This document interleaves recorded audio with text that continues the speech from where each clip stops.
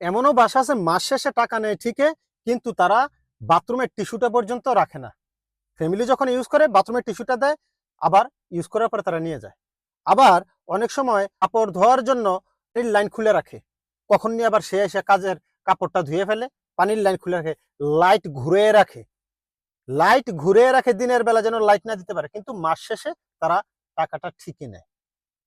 কথা বলছিলাম আমরা যাদেরকে মুরগি মুরগি বলি, ফ্যামিলি বাসায় যারা ব্যাচেলর রাখে তাদেরকে আমরা মুরগি বলি। সত্যিকার অর্থে যাদেরকে আমরা মুরগি বলি তারা কি তাদের ন্যূনতম অধিকারটুকু পায় যে টাকাটা দেয় বাসার মালিককে? আমার কাছে মনে হয় যে পায় না।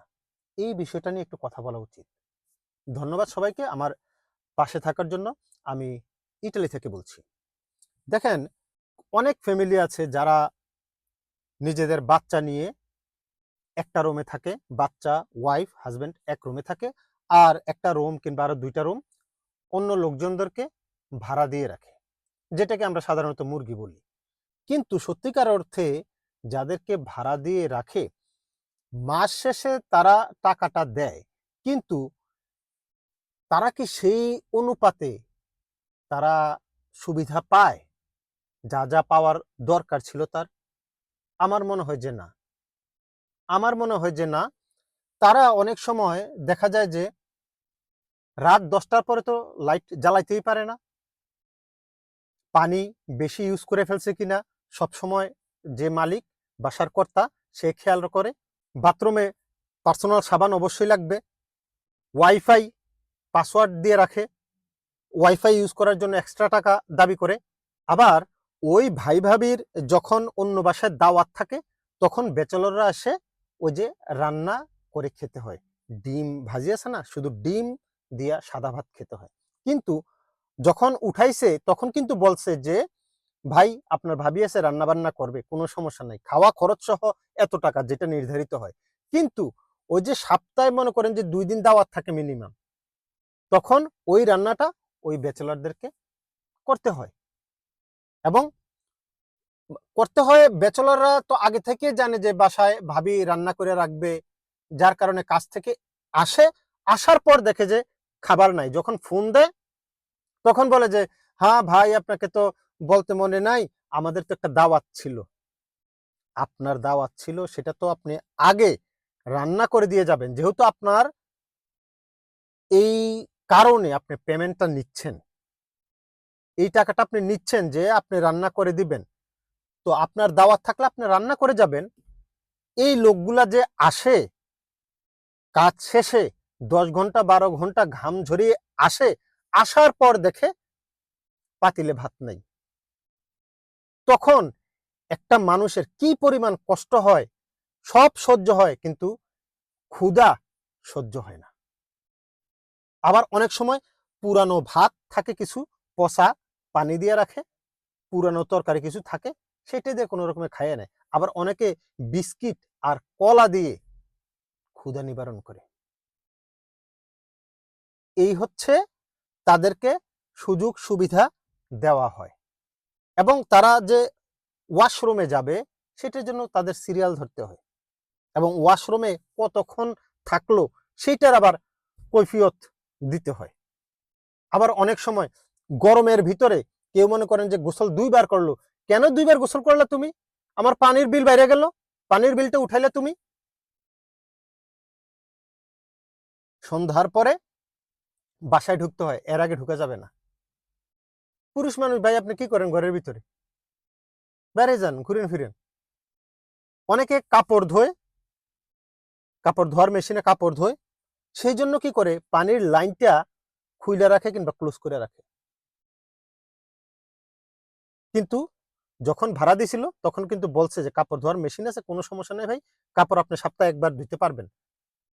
ওরা কষ্টে থাকে, ওরা কষ্টে থাকে, সপ্তাহে একদিনে ধোয়। ম্যাক্সিমাম ব্যাচেলররা ওই বাইরে থেকে ধুয়ে আনে, লাভান্ডারি থেকে ধুয়ে আনে।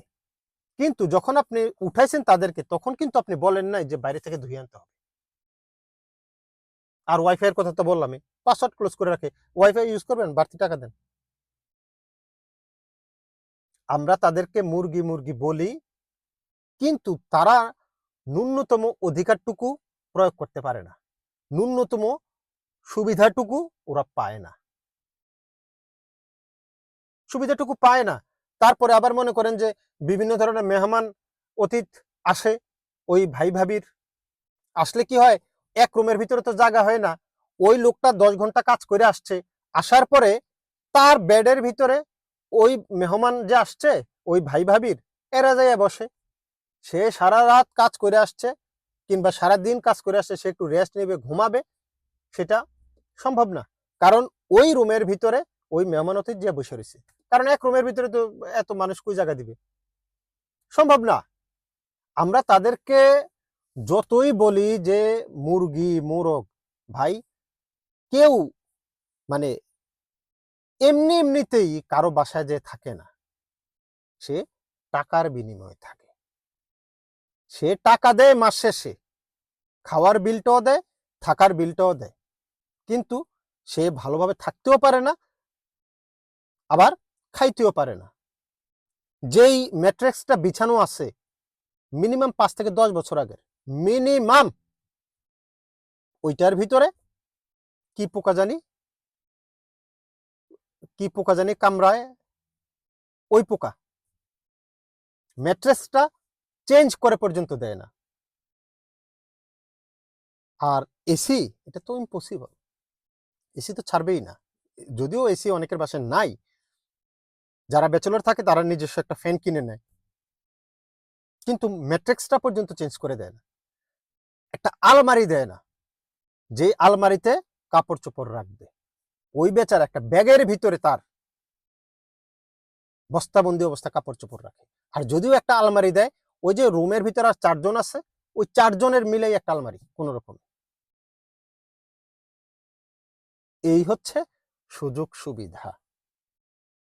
আমরা দূর থেকে মনে করি অনেক কিছু, কিন্তু যারা থাকে তারাই বোঝে। আবার অনেক ফ্যামিলি আছে ফ্লাশ করে, যে ফ্লাশ করাটা পর্যন্ত আপত্তি জানায়, ভাইয়া তো ফ্লাশ করেন না, পানি খরচ হয়ে যায়। আরে লোকটা যে মানে প্রকৃতির ডাকে সাড়া দিতে গেছে, 1 নাম্বার হোক 2 নাম্বার হোক যেটাই করছে, ফ্লাশ না করলে গন্ধ হয়ে যাবে না, ফ্লাশ করতে দিবে না। ভাই ফ্লাশ করেন না, এত ফ্লাশ করেন না, শুধুমাত্র ওই 2 নাম্বারটা করলে ওই ফ্লাশ করেন, না হয় ফ্লাশ করেন না। এই হচ্ছে অবস্থা। আবার এরাই বড় বড় কথা বলে, এরাই এই লোকজনগুলা বড় বড় কথা বলে। এদেরকে দিয়ে আবার অনেক সময় চালের বস্তা বা এই বাজার সেই বাজার করে না, এদেরকে দিয়ে আবার উপরে উঠায়।